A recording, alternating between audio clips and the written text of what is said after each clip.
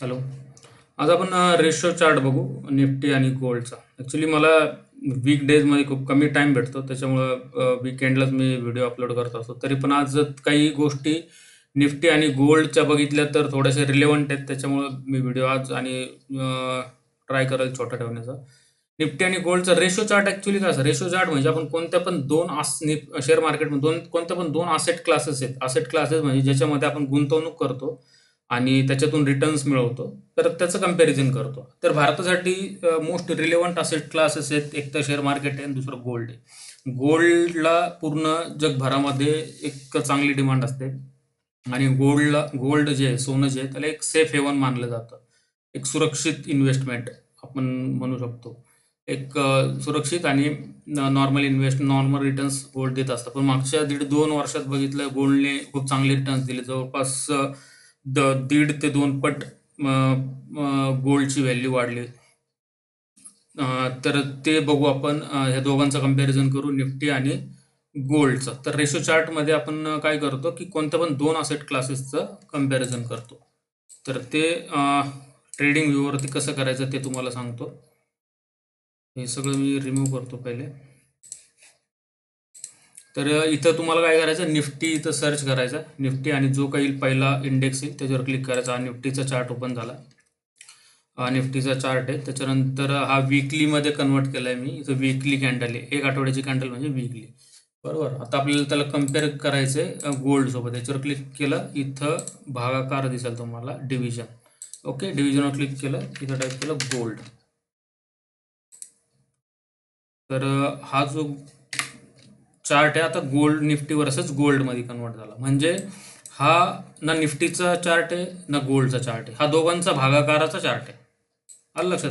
त्याचं थोडं सिम्पल करून सांगतो मी तुम्हाला की त्याचं मिनिंग काय. भागाकार म्हणजे आपण काय केलंय, निफ्टीची जी काय व्हॅल्यू असेल त्याला गोल्डनी भाग दिला. बरोबर. दोघांचं पर्सेंटेज स्केल जे प्रपोर्शन सेम ठेवून दोघांना भागाकार केला, त्याचा हा चार्ट आहे.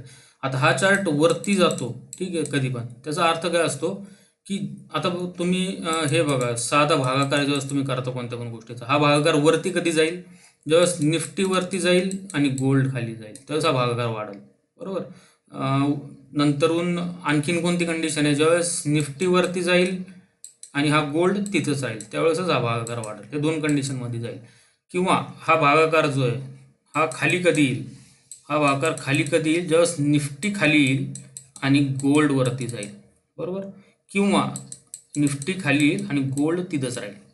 या दोन कंडिशनमध्ये तो खाली. तर हे आपण समजून घेऊ की मागच्या काही वर्षांमध्ये हे सिच्युएशन कधी कधी हा जो चार्ट आहे हा रेशो कधी वर गेला कधी खाली गेला आणि त्या कंडिशनला निफ्टीमध्ये काय काय झालेलं आहे ह्याचं अनालिसिस करणं म्हणजे सिम्पल रेशो चार्ट. आता हा रेशो चार्ट आहे निफ्टी वर्सेस गोल्डचा.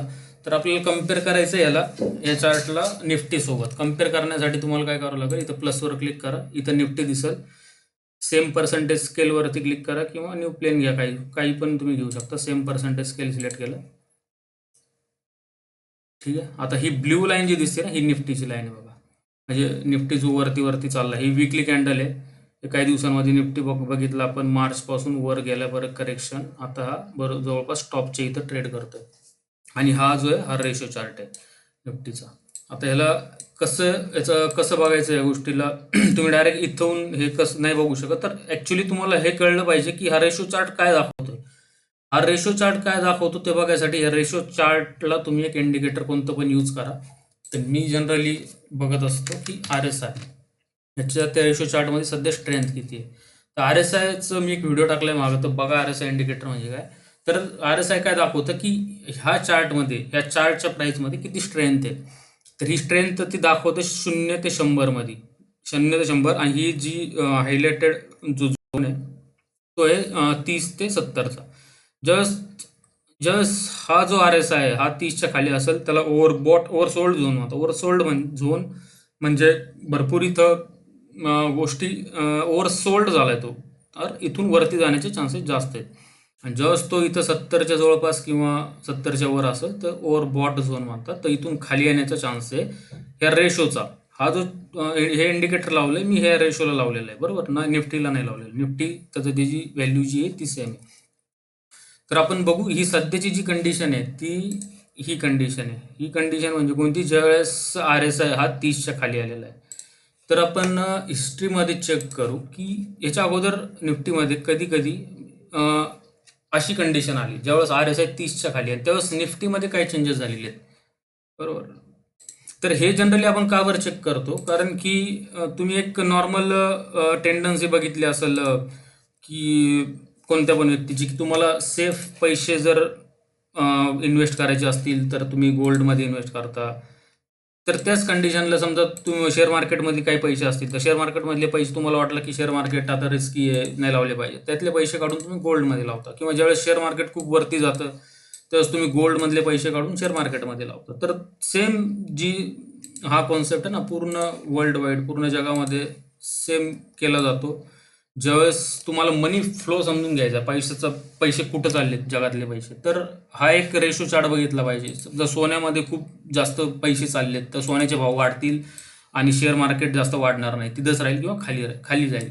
असे काही घटना घडतात. तर हा रेशो चार्ट त्याच्यामुळं स्टडी केला पाहिजे. तर मी सगळे पॉईंट्स मार्क केले हिस्ट्रीमधले मागच्या 10-15 वर्षातले, की कधी कधी ज्यावेळेस हा RSI 30च्या जवळ आलाय त्यावेळेस आपण बघू की निफ्टीमध्ये काय झालेलं आहे. आता ही सध्याची कंडिशन आहे की निफ्टी ओव्हरसोल्ड झोनमध्ये.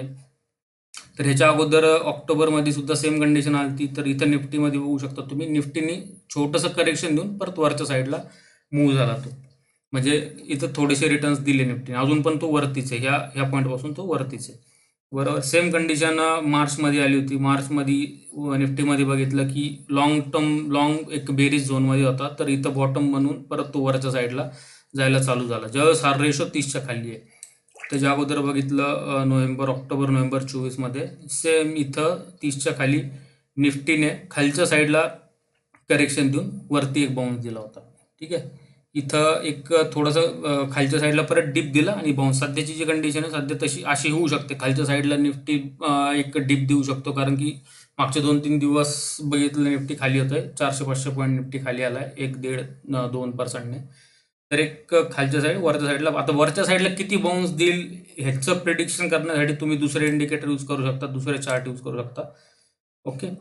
नंतर इथं बघितलं, इथं पण निफ्टीने एक छोटासा करेक्शन देऊन परत वरच्या साईडला मूव्ह झाला होता. इथं बघितलं तर हे जे रिटर्न्स आहे जवळ 17-18% रिटर्न्स भेटले होते 1-1.5 महिन्यामध्ये. नंतर इथं बघितलं सेम RSI 30च्या जवळ आणि इथं निफ्टीने एक बेरीज झोनमध्ये होता, इथं एक बॉटम बनून निफ्टी परत वरच्या साईडला. इथं बघितलं, इथं पण सेम निफ्टी 30च्या जवळ, रेशो 30च्या जवळ होता आणि निफ्टीमध्ये पण एक वरच्या साईडला बाउन्स आला होता.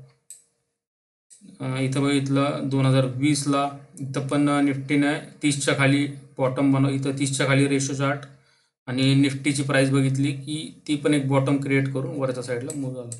19ला बघितलं तर सेम सिच्युएशन, परत इथं निफ्टी खाली येऊन एक बेस बनवला आणि इथून वरच्या साईडला मूव्ह झाला. 2016मध्ये सुद्धा निफ्टी बऱ्याच महिन्यांपासून बेरीज झोनमध्ये होता. हा रेशो चार्ट 30च्या जवळ आला आणि निफ्टी वरच्या साईडला जायला चालू झाला. तर 2011मध्ये सुद्धा निफ्टी रेशो 30च्या खाली आणि निफ्टी बघितलं, निफ्टी एक लॉंग बेरीज झोनमधून इथं बॉटम म्हणून थोडंसं साईडवेज जाऊन परत वरच्या साईडला चालू. इथं पण त्यांनी बाउन्स दिले छोटे, एक डिप दिला. पण एक जनरल ओव्हर व्ह्यू जर बघितला या रेशोचा, की ज्यावेळेस हा रेशो 30च्या खाली येतो तर निफ्टीमध्ये एक बाउन्स येतो. कधी कधी एक नवीन ट्रेंड चालू होतो, तुम्हाला इथून नवीन अपॉर्च्युनिटी भेटू शकते इन्व्हेस्टमेंटसाठी.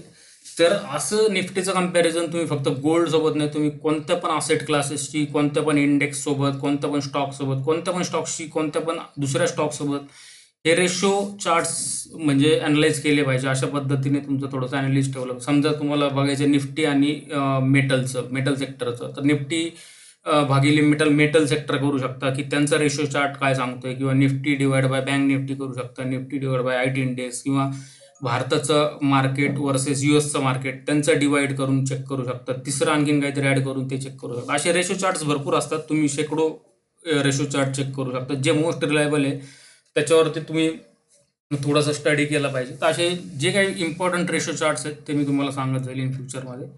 ठीक आहे.